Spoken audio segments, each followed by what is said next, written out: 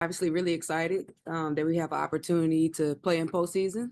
I think we have a very good chance of hosting games. So really appreciative of our administration for stepping up and putting us in a position to where we can host. So that's really exciting. The only thing is just, just we don't know who we're practicing for. So we're just continuing to practice, and I think we're just ready to play. So excited to watch the game between Radford and Morehead State on Friday to see who we're going to play. But I think that we're just ready to play some more basketball. So excited for the opportunity. Coach, what are your overall thoughts about just where you're at in that WNIT bracket and, any early thoughts on Morehead State or Radford? Yeah, early thoughts. They kind of both play a little bit similar, run a lot of half court offense, completely different from us. So I think would be two teams that we could definitely speed up and hopefully turn over and be able to play fast against. Um, I do think that, when you look at our resume and kind of everything that we did this year, I thought we would have had a shot to get in the WIT, but I think it came down ultimately to having three Sun Belt teams in it. You know how that goes. But nonetheless, to go to postseason 2 years in a row and just have an opportunity to play more basketball, I'm grateful for that. But I think that, when looking at the bracket that we have, I think that we're in great position to go on a run and win a lot of games and compete for a championship. Obviously, it's all about how you show up and play. So we just got to prepare our team. Coach, what does that look like? I mean, obviously, you kind of touched on it right there in the jump, just preparing for kind of an unknown opponent. So, is it more of just like you're kind of preparing for both of them at the same time, or is it more of just you're kind of just worried about yourself?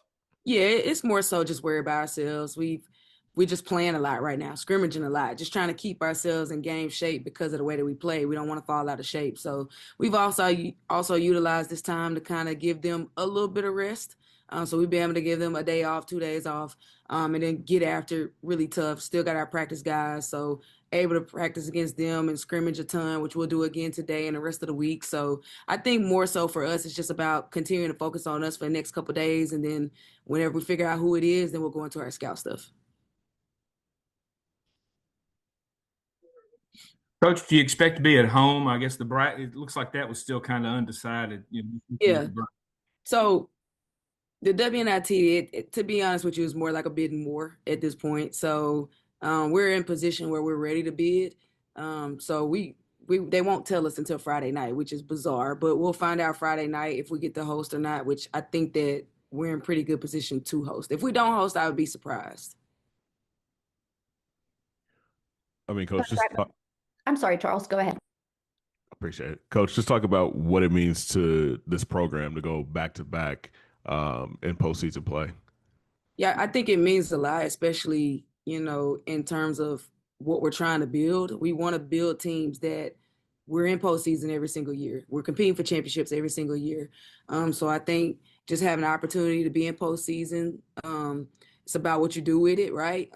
We just want to go out and play hard. And given that, our administration is willing to, put us in a position to host and get to play on our home floor and in front of our fans, I think is a great opportunity for our young women, especially our seniors, in finishing their careers. You get to finish your career possibly on your home floor.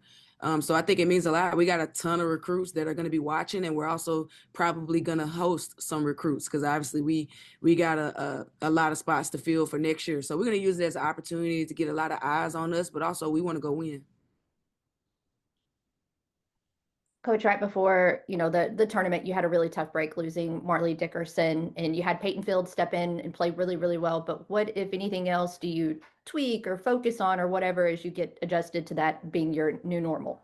Yeah, losing Marley was tough because she was one of our better rebounders, and you saw what happened, in the semifinal game against Troy.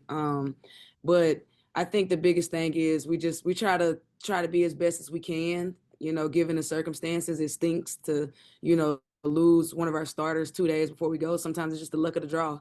And I don't care what anybody says, winning championships, you got to have a little bit of luck. You got to stay healthy. Ball got to bounce the right way. Calls got to go your way. And it just wasn't our time this year. And, I sat back and I watched the selection show and just thought about a year ago how we were celebrating.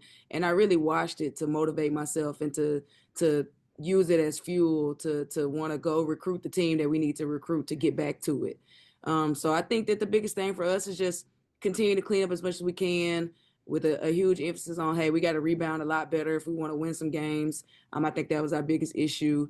But then just trying to make P as comfortable as she can to try to go on a run. Coach, kind of going back to talking about preparing for teams on short notice. I mean, that can kind of go the other way too. So just talk about the difficulties of preparing with your unique style, how difficult it could be for some of these teams to potentially prepare for y'all on short notice.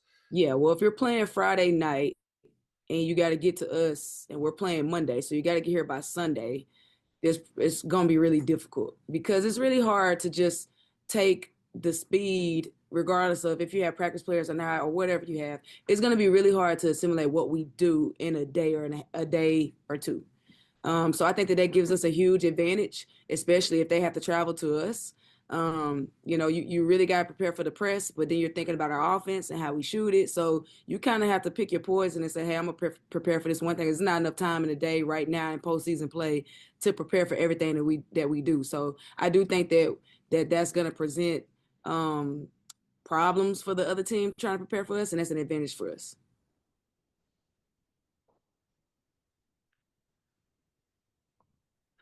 Coach, just talk about what you guys learned after that loss to Troy in the semifinals.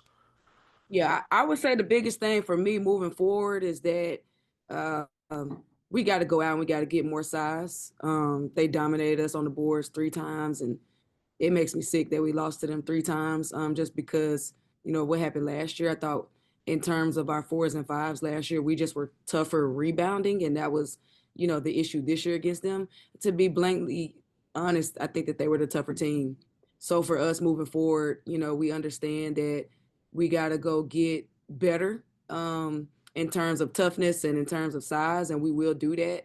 I think that our university is in a position to put us uh, in a position to have good resources to go do that. You can't if you don't have the resources, you just kind of got to work with what you could get, and we know that that's what it is in today's world. So we got to have better resources to go out and get better players if we want to continue to compete for championships. Because when you look at it across the board, the teams on the east side have a lot more money.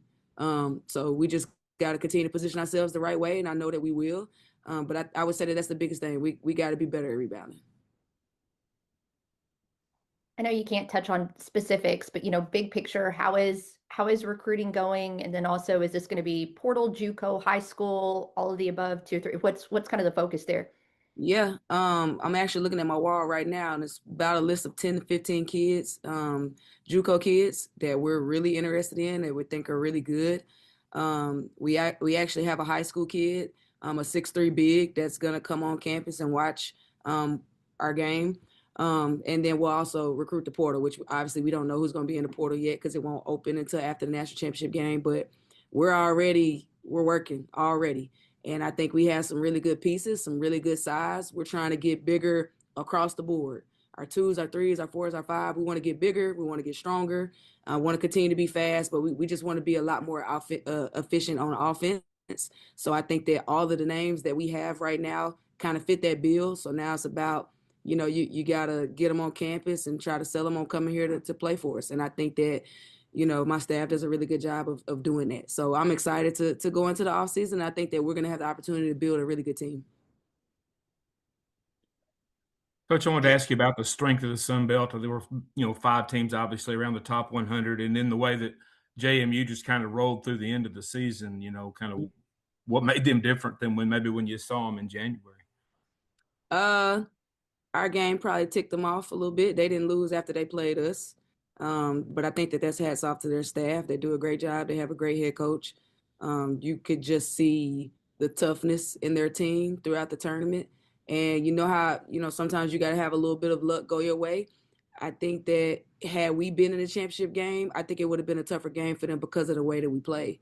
But I think that Sean is a great coach. Coach Rigby is a great coach. They deserve to be in the championship game. And I think when you watched what JMU did towards the end of the season, you just saw a different level of hunger in them to get back. And they didn't look like they were going to be denied in the tournament. So hats off to them. And then, coach, just going back to this tournament, kind of wanted to just talk about, with these tournaments, these non-NCAA tournaments, it seems like kind of the motivation level of teams can vary.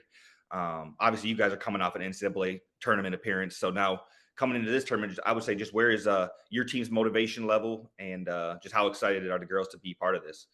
I will say that I think it's hard for any team, especially when that's all we were thinking about was getting back, to the big dance, and we didn't. So of course, we were all upset about it. So we had to take a couple days to kind of process it and let it go.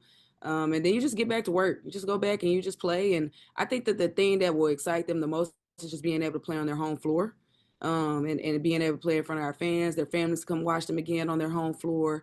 So I'm not gonna lie. I think it's tough for any coach right now to keep a team motivated for a week and a half when you have no idea who you're gonna play, and it's just like let's just play.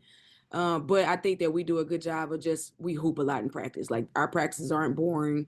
We play. Everything is fast. You're in and out at this time of the year. So just keeping them, just keeping them being competitive in practice, I think is the biggest thing for me. But I think that they will be very excited to play in this postseason and go win more games. I met with everybody, and everybody said that they want to go win this. So I got to take them for their word. And, I see it in practice whenever we're competing. So hopefully we can get out here and play well and go win.